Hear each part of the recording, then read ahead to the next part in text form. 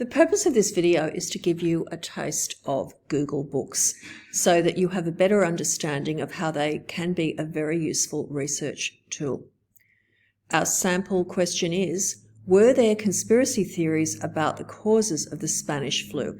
So the Spanish flu was a pandemic that took place in the early 20th century. These are our search terms. In an earlier video, I've explained the use of the asterisk, that the asterisk in a word like theory takes the place of any letter after T-H-E-O-R so that it catches the words theory and theories. You can always look at earlier videos. Let's click onto Google Books and run that search. Again, having a document like this allows you to keep track of your search techniques.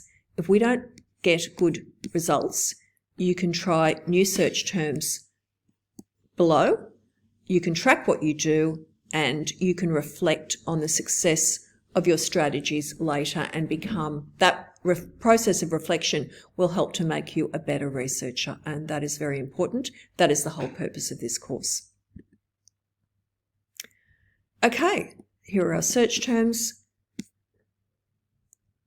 Just looking at the first page of results, there are definitely going to be valuable resources here that will help us answer our inquiry question. First one, the pandemic century, history of global contagion. So that's brings us right up to date with a new chapter on COVID-19, but clearly there are other pandemics. Flu, the story of the great influenza pandemic of 1918. That looks pretty specific. We'll click onto that.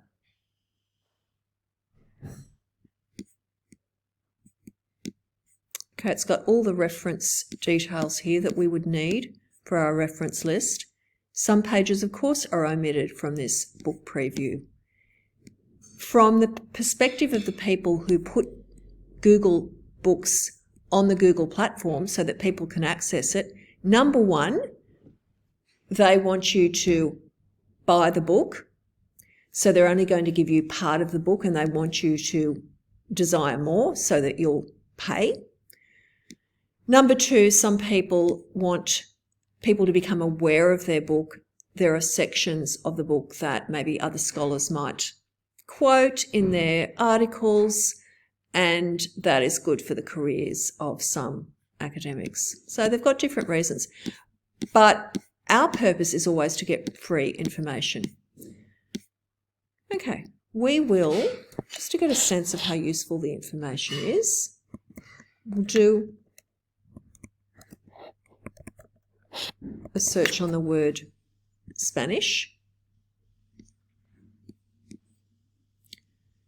This is good. It's got page numbers and it highlights the search terms.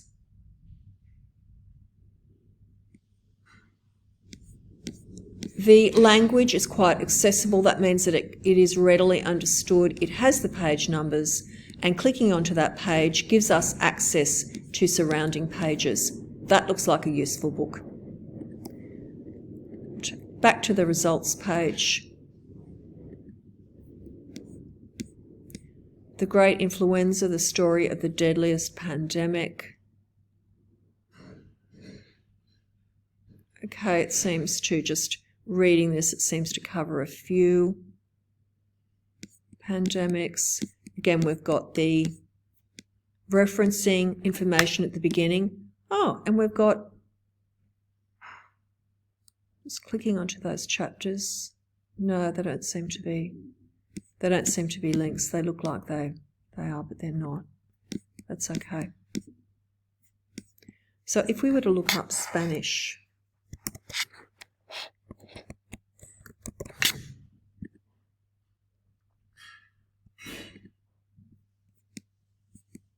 yes,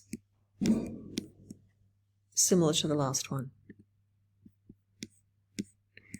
The psychology of pandemics, from the Black Death to the present. That looks interesting. Again, we've got referencing information. Do a search. No preview available for this page, so we can't click onto the page and get to it. Sometimes there's a way around that. We could, I'm not going to do it now, it will be too time consuming, but we could scroll to page 84. Sometimes we can still access pages that aren't in the preview, but you'd have to have the patience to scroll down, and I'm not going to spend our time doing that at the moment. Actually, so close, we'll see. 81, no success. Fever Year, the Killer Flu of 1918. It's certainly focusing on the Spanish flu. Love the cover. Oh, beautiful big writing.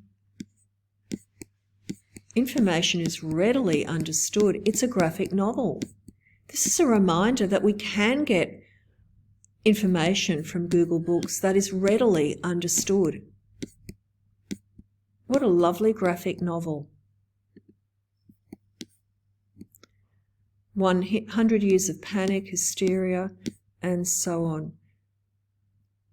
Okay, so I hope that the brief taste of Google Books that you've been given in this video provides you with a sense of its usefulness. Bye for now.